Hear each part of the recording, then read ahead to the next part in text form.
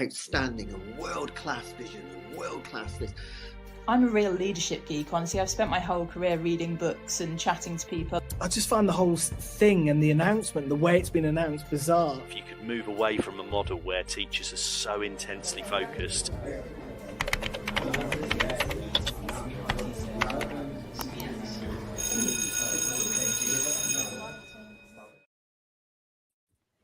Good morning and welcome to the weekly review. I'm your host, Paul Hazard, and joining me this week we have Hannah Wilson, Leanne Lax, and Brent Poland. You're very welcome, everybody. It's been another busy week, and the Olympics have begun. Leanne, will you be watching? I watched the opening ceremony. I must admit, I turned it off when it got a little bit too weird. But I'm going to be watching Adam Peaty tonight. Yeah, I'm a big Peaty fan. I'm a swimmer, so yeah.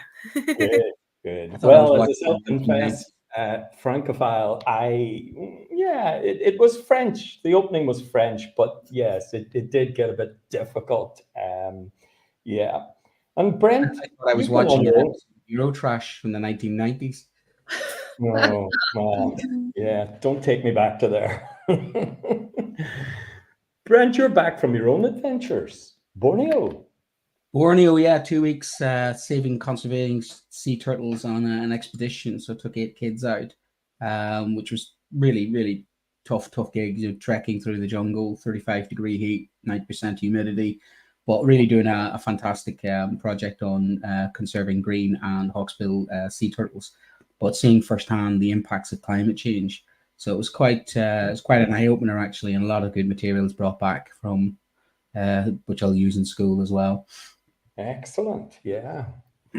Hannah, you're an art teacher. I'm wondering, did you know that in the 1924 Olympics, 100 years ago, which were also in Paris, art was part of the competition? Were you aware of that?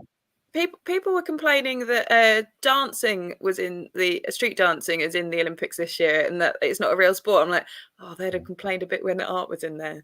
I know when I did my show with Jess and talking about her art festival, they did art battles there, and I was like, this is like, I kind of like this. The sport version of art can be quite fun. Yeah. I just wonder how they did it. I mean, how is it? Anyway, the silver medal was won by Jack Yates, William Butler Yeats' brother, so a bit of an Irish victory there. Anyway, let's get to it. So this week we have 3 important stories and 3 great shows to review. Whoops, we seem to have lost Brent, but we'll be right back after these messages. This show is brought to you in partnership with John Catt Educational, publishers of professional development books and resources that support great teaching and learning in schools around the world. John Catt have an exceptional collection of book titles that cover a range of educational topics, ideas and research. The books are aimed at forward-thinking schools and support best practice teaching for both primary and secondary education.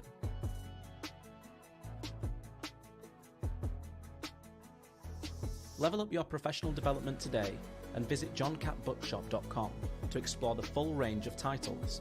Use the code JCTTR2425 for 20% off your order.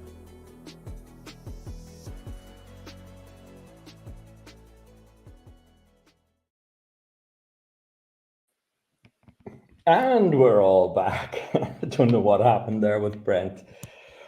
This week, there's been a somewhat disturbing story in the news about pupils unwittingly vaping or smoking vapes that have spice in them. Now, spice is it's an illicit drug. It's a very dangerous drug. Overall, there's been a rise in children vaping, and with vapes that are spiked with drugs, this is a potentially deadly thing. Hannah, what are your thoughts on this? I thought it was quite interesting that they were taking the vapes that have been confiscated from schools and testing them.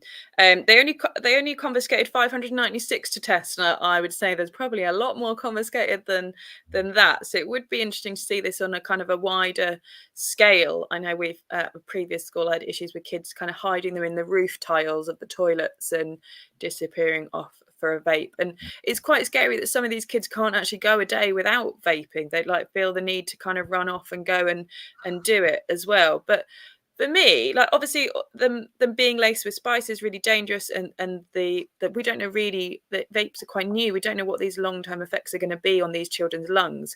But I'm a bit like, why are kids so easily available to get them? Like when I was young, like a long time ago, but we used to have people go into pubs underage and by the police to see whether they got ID'd or not, or see whether they could get served. So like I feel like there should be more ownership on like sending kids into stores, seeing whether they can buy vapes, and then finding those shops and making sure they are IDing these kids and making sure they're old enough to buy them. There just doesn't seem it just seem to be so easily able to get hold of, and it does like give me a lot of fear, because they don't know what's in them and we don't know what the long-term impact is. But there's certainly a lot of real health concerns with these ones with the spice, and especially those talks of kids collapsing in corridors and things like that. Like there's going to be long-term effects that are going to affect these kids for the rest of their lives. So it's quite scary. Yeah, certainly the descriptions are, to me, there's something like, BBC casualty program with pupils collapsing everywhere. Brent, first time use can be lethal for children. We learned that. So this is like Russian roulette in our playgrounds. What's going on here, Brent? How can this be happening? It's happening because I think there's complicit in parents in this idea that vaping is safe, and the narrative that vaping is a good alternative to smoking. You've even had people say, "Oh well, it's not as bad as smoking." But as Hannah said, we don't know the long-term impacts, we don't know the long-term effects. And where are they getting it from? Marketplace. A lot of children have their own bank cards, a lot of children have their own streams of funds, and they are simply, when their parents are out, ordering things online with completely no checks and balances on that. So the days of queuing up beside the shop, that's gone. The kids now are very savvy and very good at using, alternative sources. We have an epidemic in schools of vaping. I've had students lock themselves into cubicles and refuse to come out unless they have their vape during their exams. So kids struggling to do 2-hour exams without having toilet breaks. A toilet break equates to a vaping break. When you ring the parent up, the parent's saying, well, I give them the vape to calm them down. So some parents are medicating their own children by using vaping.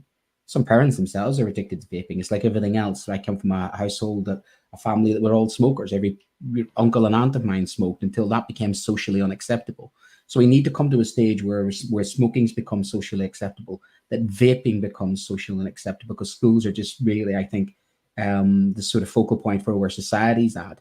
Society at the moment hasn't dealt with the fact that vaping is dangerous. And until government legislation starts to designate that, schools are fighting a rearguard action and sometimes being undermined by parents who seem to think vaping is no problem whatsoever.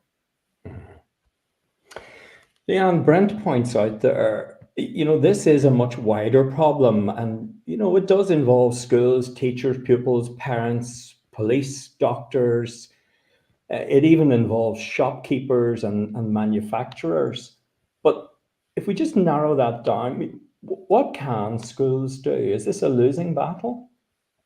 I think we've spoken about it before on TTR, that a lot of new society norms creep into schools and then it becomes a school issue. We've spoken about it in comparison to the Norwegian schooling system, is it?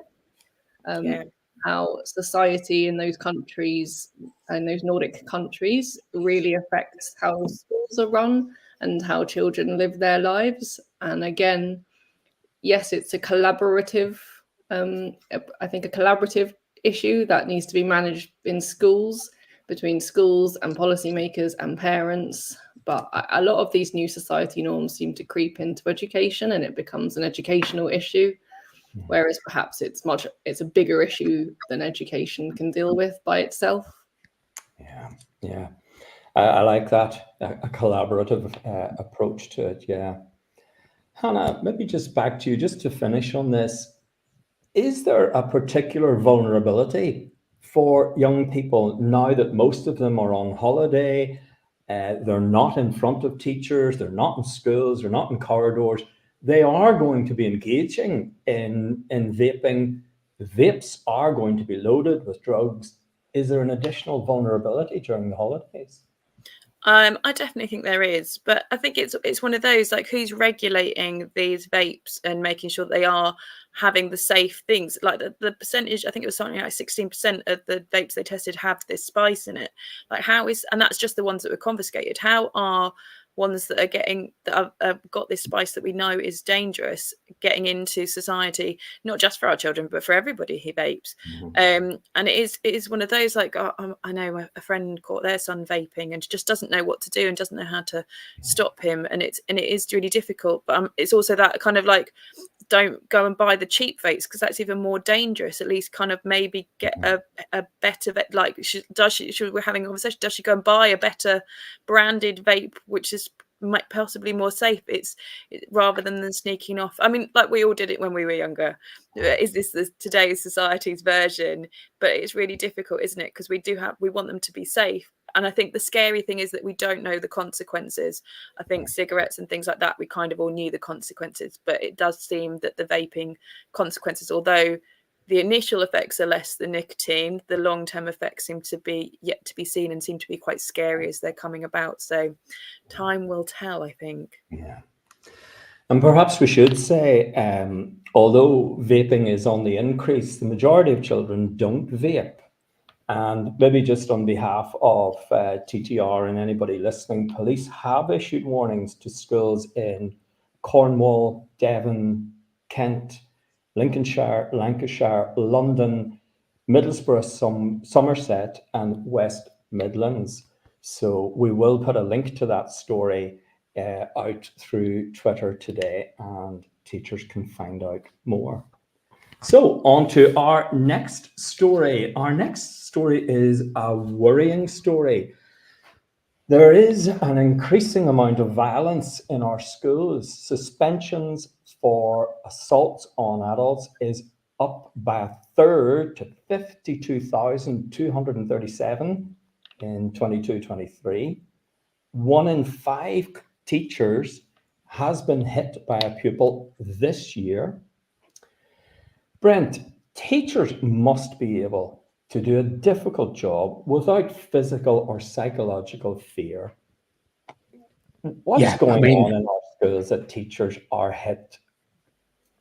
I mean, at the end of the day, you have the right to go to a safe workplace. As a union rep, that is my number one concern, is the staff welfare, student welfare, and having a safe place to go to work. Every employee has the right. If you work in a kitchen, you've got the right to make sure the electrics are safe. If you work in a hospital, you've got the right to make sure that, you are protected. Interesting, a lot of hospitals now have to put on bodyguards and stuff that late at night to protect some, staff.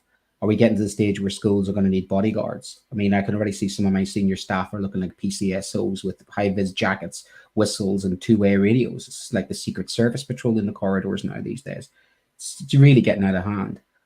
But there's not a factor at play, and again, it links to society, that the erosion of standards, the erosion of basic manners, basic principles. And again, some parents are complicit in this because they don't seem to support the schools in the same way they used to. It's the teacher's fault. It's not the child's fault. We have so many undiagnosed needs that are not being met. We've got 14 years of austerity, social cuts, poverty. We've got all of these social factors, societal factors. And again, much like our previous story, we're seeing exactly the focal point of what's going wrong in society. Schools are bearing that out. The other thing that I think is interesting is it's good that this has been reported, because I think something else is happening, is that people aren't tolerating it any longer. It's a bit like our levels of what we tolerate is a lot lower than it used to be. If you think of schools in the 1980s, 1990s, the teachers themselves are using violence on children. Schools were a lot more violent. There were a lot more fights in the playground. So the overall climate of violence in school has gone down. But I think with them, what happens is those children whose behavior may have been disguised in schools that were more violent and aggressive have nowhere to hide any longer. And that's where I think we're at. With the majority of children seem absolutely fine, but our worst offenders are getting worse, if that makes sense. And we're not really able to cope with that because there's nowhere for them to go because the services have been cut. So you become a cyclical situation where staff aren't feeling safe, staff call for suspensions and exclusions. But as a result of that, where do these children go? Where do they end up? And it doesn't seem to be a place or an education system that is set up to deal with some children's difficult behaviours. And as SEND increases and staffing decreases, all of this exponentially leads towards a complete breakdown. And whatever staff are left are trying to cope with more than they should. So it needs government policy. It needs a good conversation with parents. And it is tough when you're going into a school and you know there is a possibility that you may be physically hurt. I think 1 in 5 teachers have had some sort of physical alteration. I know I've had. And it's how you recover from that. And I don't think sometimes staff get the support that they need as well. I think that's what needs to be sort of done as well. I think that's a vital point, yeah. Leanne, just picking up on one of the points Brent made there, and that's this business of policy and sanctions and hubs and so on. I suppose they're in response to what's happening. Can policy, sanctions and hubs be a way to prevent teachers being assaulted? Yeah, I think hubs for sure. Hubs, outside specialists. I know when I trained to teach about 11 years ago, my borough seemed to be full of subject advisors and you had a lot of access to them. I think a lot of them have left since, a lot of them have gone out independently. Within government, old government and new government, the word inclusion was thrown around quite a lot. But I think the word inclusion can have different meanings, and the real meaning is to be included inside a classroom where you could flourish and where you can learn and where the children around you can learn as well. I don't think inclusion is just kind of placed in a school and left. But I think back to days of where you possibly had in-school nurses, and I think you now need in-school psychologists because you can't really solve the problem if you can't get to the root of the problem. I'm laughing there because when I was a pupil, which is a very long time ago, we did have a school nurse. Yeah. And our school nurse had one solution for every problem, no matter what you went with. Okay, you could have gone with the sniffles, you could have gone with a broken finger, you could have gone with anything. But her prescription was a locket. Do you remember lockets? She gave everybody a locket for everything. Hannah,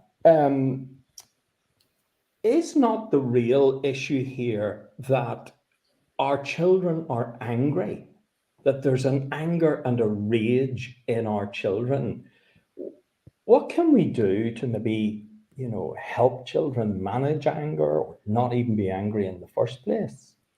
I was actually having this debate with my friend over dinner last night, and I think education has changed since league tables came in and the pressure for results. There's now this pressure on kids to be learning and this person's messaging about how packed the curriculum is, that they get a sense of failure. And I think the curriculum doesn't work for all of these children. There's this pressure for schools to get everyone over a 4 and get those percentages. But actually, there's some kids with learning difficulties and other needs that are never, ever going to reach a 4. And they're just constantly in an environment where they fail over and over again. And that must be so demoralizing. And I can understand where the anger and stuff comes from. But also, it's one of those that you want them to find a positive, but is that school environment the right place? I don't know. Or do we need to adapt schools? And actually, it doesn't matter if they don't get all the GCSEs as long as they do some and do some that they enjoy as well. It's not this whole, we can cut out the ones they like and they can just do extra maths and English and make sure they pass those. But also it is that thing that a lot of home life is a lot more stressful. I think the cost of living, the after COVID, home life is a lot more stressful. It's not as pleasant. Everyone's having to work harder. Everyone in society really is more stressed and having more mental issues. And that's kind of filtering down onto the kids that they don't know the healthy ways to support this. And I know myself, having researched into this, having to look into it, I love a little self-help book. I read so many of them, and everything I gather little ideas and tips on how to be healthier, how to create better habits, how to break my bad habits. But the kids don't have those. There's so much more that we need to be doing in our curriculum to make better students so that they don't have these like kind of outbursts, and they can manage themselves, and they can kind of have more self-control and have better coping mechanisms, as opposed to a timeout card, which doesn't really necessarily create the right, they might have the timeout, but they don't know how to deal with that timeout to actually de-escalate themselves. It's a lot for children, but also it's a lot for teachers. It shouldn't be for us to get kicked, hit or bitten. And my sister, who's coming on my show on Tuesday, is a Senko, and I regularly chat to her, and she's regularly kind of hit or having things thrown at her and what have you, and having police and things. And it's not fair that that's the teaching environment and that's our work environment. And quite often they've had times where they've sent them and they've finally got to CAMS, and then they've gone, oh, actually that kid swore at me, or that kid was violent, we're not looking after them anymore, send them back to school, we'll have to deal with them. And it's like it just seems to be that that's fine and that's normal. And I have got kids that friends that work in alternative provisions, and they are sworn at and kicked at and spoken to rudely on a daily basis, but like they've got a great sense of humor and just laugh it off. And he's like, I was called a so and so today, and I was called so and so, and according to this primary school kid, I'm a so and so. I'm like, God, I'd be mortified if my kid knew that language. But also they know that language because that is their home life. And I think that there needs to be more onus on kind of educating parents as well to combat this, rather than it just being on teachers, because it's a lot for us to do. Yeah. Brent, if we could just move to you for just a final aspect on this. Schools are frustrated. They're at their wits' end dealing with these situations. And some of them are using external agencies. And when you read the articles in the papers that were about this week, one of the things these external agencies are training teachers to do is teachers have to change their mindsets. Teachers have to watch their body language. They have to monitor their tone of voice, and they have to be careful where they place themselves in the room. I'm wondering, is this a teacher problem? Is this missing the point? Yeah, I mean, I've had mindfulness training, and I've got children say to me, "Oh, you're shouting at me" and stuff, and I don't think it is. I don't think we are. We see the children 190 days a year for 6 hours, 8 hours a day. We're not the primary educators. Their friends are, society is, social media is, parents are. We're in one way, actually the children perceive when teachers act like that we're soft. Sadly, that's how many times a child will turn and say to me, I like that member of staff, but they can't control a class. Unfortunately, some schools, that's why they're going into draconian silent corridors, slant, and all the rest of it to regain control. And I don't blame them for that. I don't like it. But you have this kind of civil war brewing. We talked about it in Thursday night's show, Adam and I, where we have, on the one hand, you have what the psychology tells us about child-centered education, about how we talk to children. And yes, we have to modulate our language. But it's very hard to modulate your language when kids and parents are turning strips off you and you're being a professional and you're the adult in the room. But it's really difficult when you're being that professional and you're getting that every single day and you're not getting it back. It's okay when you see, calm school, but you're one person trying to make a calm school when around you is chaos and anarchy. That just gets perceived as you're weak. So you need to change the culture, society's culture as well. And far too many children perceive now schools as soft, head teachers as soft. It sounds horrible to say it, but you do need sometimes to stand your ground and be a teacher. And that means walk like a teacher, act like a teacher, talk like a teacher. And that means being stern and firm and holding your ground. But there's more onus now on you being, I think, a psychologist rather than a teacher, and just sitting down. It's like rupture and repair. Let's sit down and have a rupture repair conversation. I teach more than 17 children, 16 different classes. When do I have the time to sit down and do a rupture repair with a child? That might take months to rebuild that relationship. So on the one hand, you're asked to do things now which are way beyond our mission creep as teachers. On the other hand, you just don't simply have the time or resources to do it. So if they want it done properly, reduce class sizes, give us more teachers, give us more specialists. Absolutely. We can reduce and calm schools down. But you can't do that while at the same time, as Hannah was saying, more exams, more pressure, more stress, more bureaucracy, more this, more that. Because one hand, your heart's saying, I want to sit down and sort this child's problems out. Your head is saying, practicality speaking, I just don't have the time, space, nor the ability to do that. So something has to give in that. I completely agree. I think that I'm in this really weird space in education at the moment that I completely agree that we need to have the rules and stand the line. But also there's this real reason why these kids and these parents are acting that way. It seems to be very much a fight or flight. It's like them versus us rather than schools and parents working together and finding a solution and building their habits. Like it's one of those, like if you're going to put a kid in inclusion for not having their tie, why are we not teaching that kid, like, at the end of the day, put your tie in your bag and then it's there for the next day? Like, as you leave the school, put it in your bag, it's there for the next day, and creating those healthy habits. And then the scenario doesn't kind of repeat, rather than it being like, oh, you need to give me a phone for a new tie, and then you're in inclusion if you don't hand it. I know that's exploded on Teachers Talk Twitter. But it's a really interesting debate. But like it's really difficult. What do you do? We can't do it for all of them. We don't have the expenditure to be able to do it for all of them. But it's interesting for sure. I agree as well, and I think there are many strategies that you can put in place, but I feel like a lot of the strategies are very adult reliant, adult heavy, and we just don't have the adults for it. Yeah.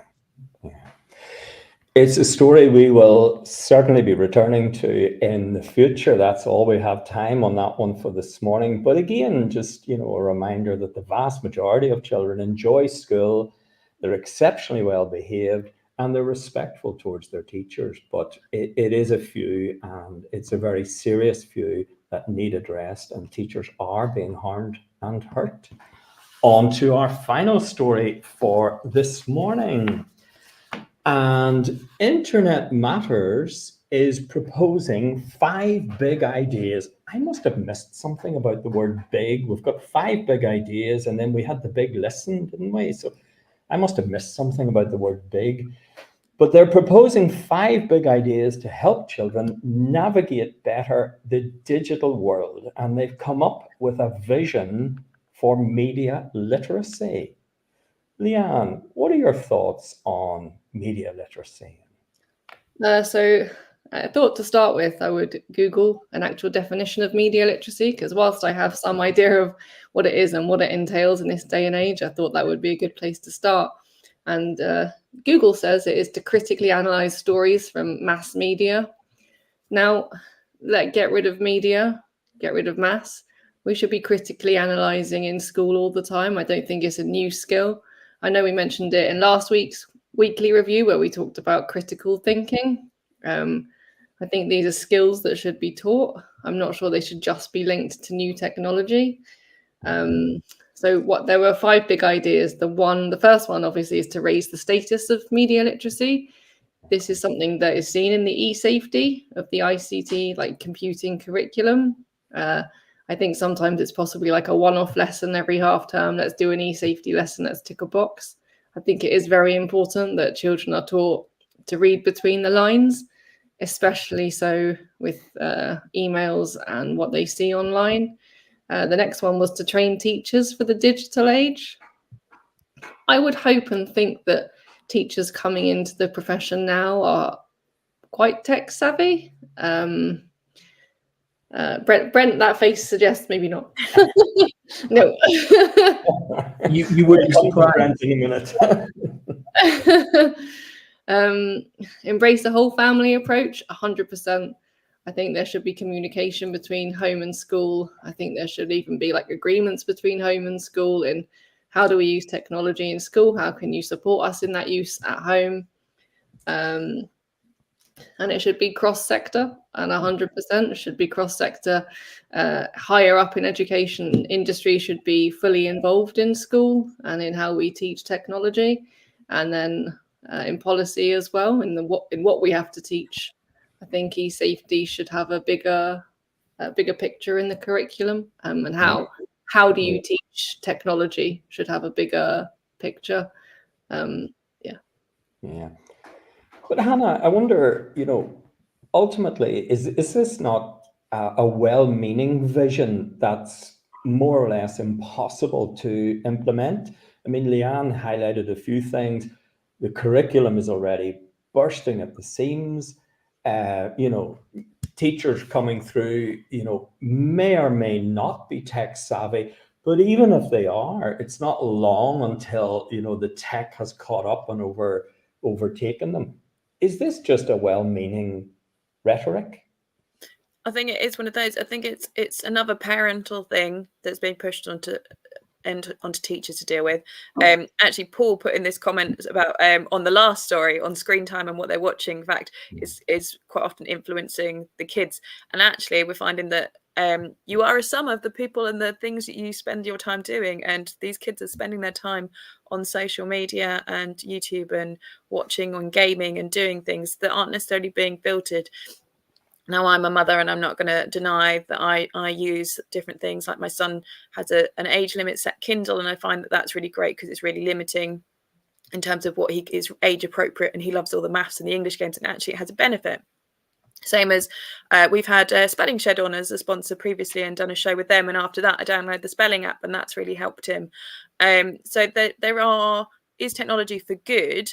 But also, like I've noticed, my telly used to have YouTube Kids and YouTube separate apps, and now they've been put in the same app, and you have to kind of scroll along to get to YouTube Kids. So my son is just automatically going onto YouTube rather than YouTube Kids, and like that is far more difficult for me to kind of censor and check. And I can hear something, I'm like, that's not the app you should be on. Make sure you swap it.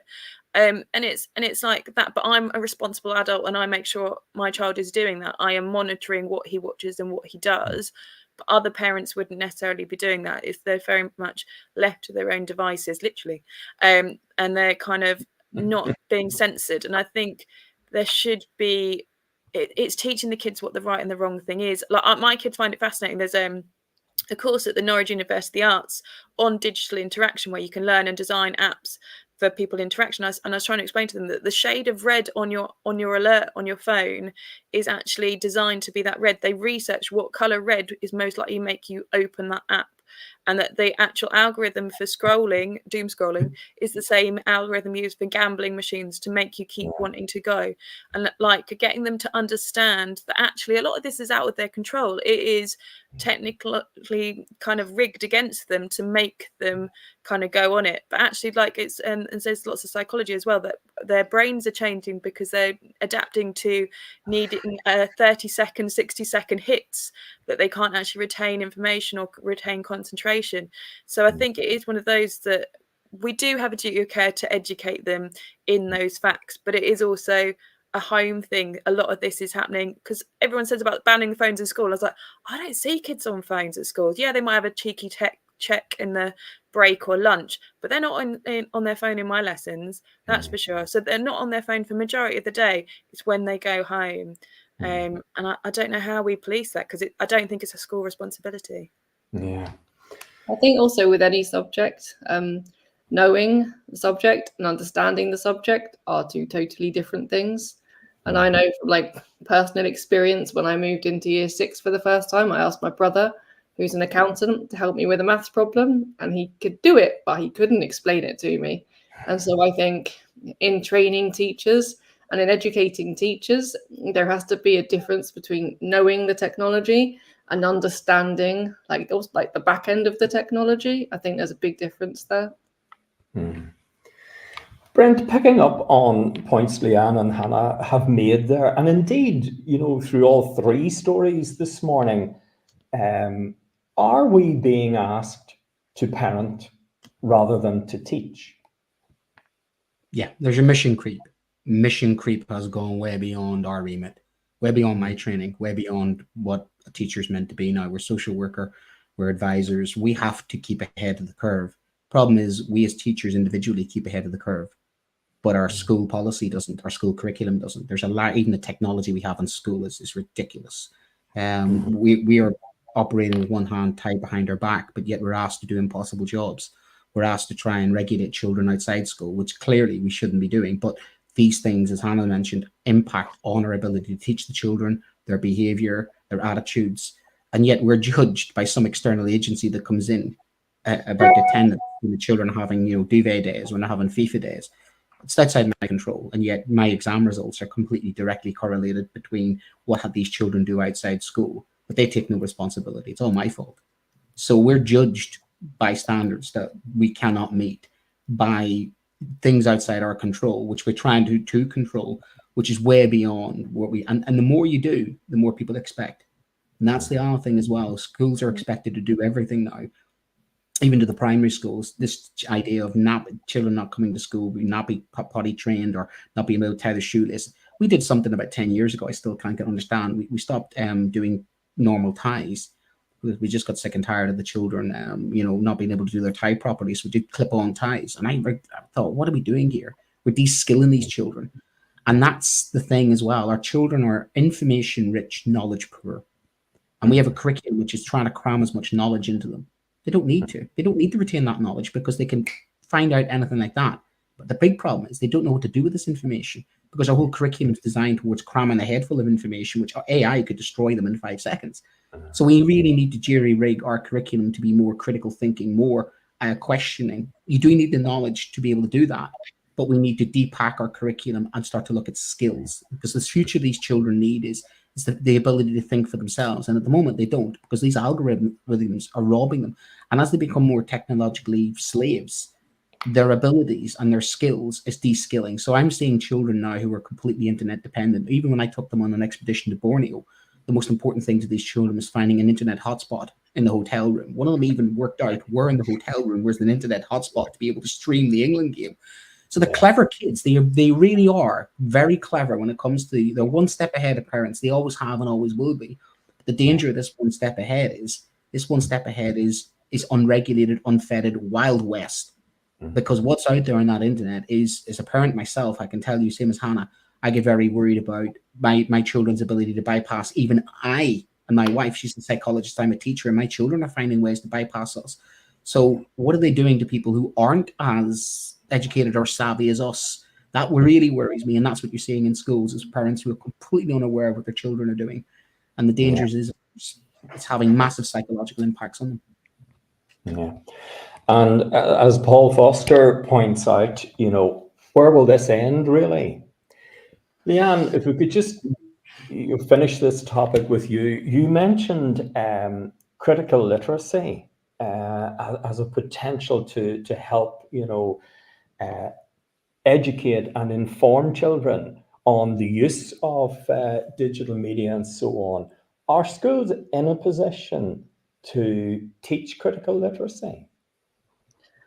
I'm not sure if it's a lesson taught or a skill developed. I think we mentioned that last week. I think with the curriculum as full as it is, I try to include those kind of questionings in my inputs, but an input is 10, 15 minutes. And is that enough? Probably not. Is it being done at home? Probably not. Has homework changed and moved on with the times? No, I don't think it has. I think homework should be more orally based. I really believe that. I think it should be, here's a couple of questions. These are the things we studied in school. Can you have discussions with your child around the dinner table? Do dinner tables exist anymore? Yeah. Well, once again, we're out of time on this topic, but I'm certain it's an issue we'll return to. Now, for shows of the week, we'll be right back after these messages. This show is brought to you in partnership with John Catt Educational, publishers of professional development books and resources that support great teaching and learning in schools around the world. John Catt have an exceptional collection of book titles that cover a range of educational topics, ideas and research. The books are aimed at forward-thinking schools and support best practice teaching for both primary and secondary education.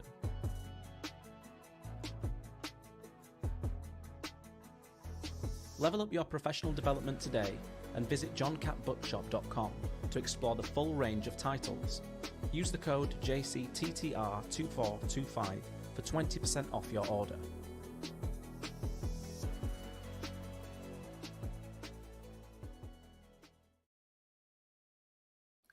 Welcome back to the last segment of the show, where we look at some upcoming shows and some shows that have already been broadcast and you can access online and listen again.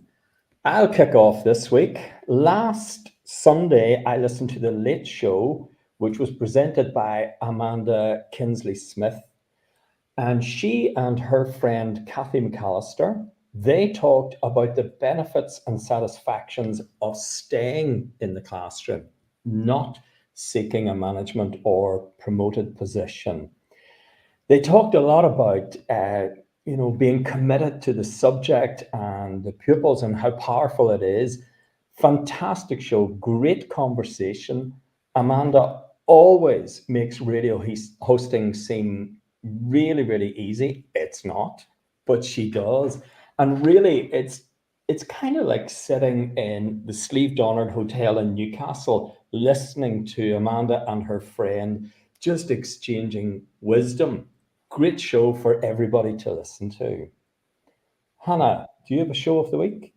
I do. Mine is actually Jamie Clark's show. So Jamie actually did a show with John Catt because he's got a book out. So you can go find his book over on their website. And he stayed and became a host. So if anybody else is enjoying this and wants to become a host, then do get in touch as well. We've got a few spaces. But his show was actually, which links quite well to what you said, Leanne, all about homework that works. So he's joined by science teacher and homework enthusiastic Joe Castellano. They talk about how to make sure that students gain the most from completing their homework, and there's some really interesting discussions on his show. So go and have a watch or a listen. So you've got either StreamYard video or you've got the podcast version, so you can go and listen back to that. Great, thank you. Brent, what has caught your ear or your eye this week on TTR? Yeah, well, I was disappointed I wasn't in the country to listen to this one, but I listened to it on Podbean, and that was Tom Rogers' topical discussion about the United Learning Alternative Pension Plan. You talk pensions, you always think, oh gosh, it's the most boring subject. Actually, it was a really good discussion with John Coles, Mark McCourt, and Kevin Courtney, the former General Secretary of the NEU, and this sort of idea of increasing your starting salary but opting out of the pension and having flexibility in the pensions versus will that undermine the teachers' pension scheme. So there was a sort of two sort of opposing forces there discussing, pensions, pay conditions, and different ways that teachers may want to have pensions and security. And it is one of those conversations that I have a lot more of these days as a union rep about not just paying conditions but pensions and the unsustainability and the retirement age. So it is something that we have to think about, not something that is top of our sort of like topical list. But it was a really good conversation and worth a listen to if you are thinking about retirement or looking at your financial security within teaching. Very important. Yeah, thank you, Brent. And Leanne, I think you're going to tell us about a show that's coming up shortly. Yes. So on the 22nd of August, we have Education Tonight, which is actually Brent and Adam's show, and it's going to be a results day special. So I think it'll be a very interesting one. And you can listen and you can also get involved in the conversation. So it'll be a great one to listen into and add to. Super duper. Well, that's it for this week. Many thanks to our sponsors and a particular thanks to the guests this week, Hannah, Leanne, and Brent, and of course the background team who are working very hard to make all of us look good and all of this to happen. Enjoy your well-earned rest and break, everybody. See you next week. Bye.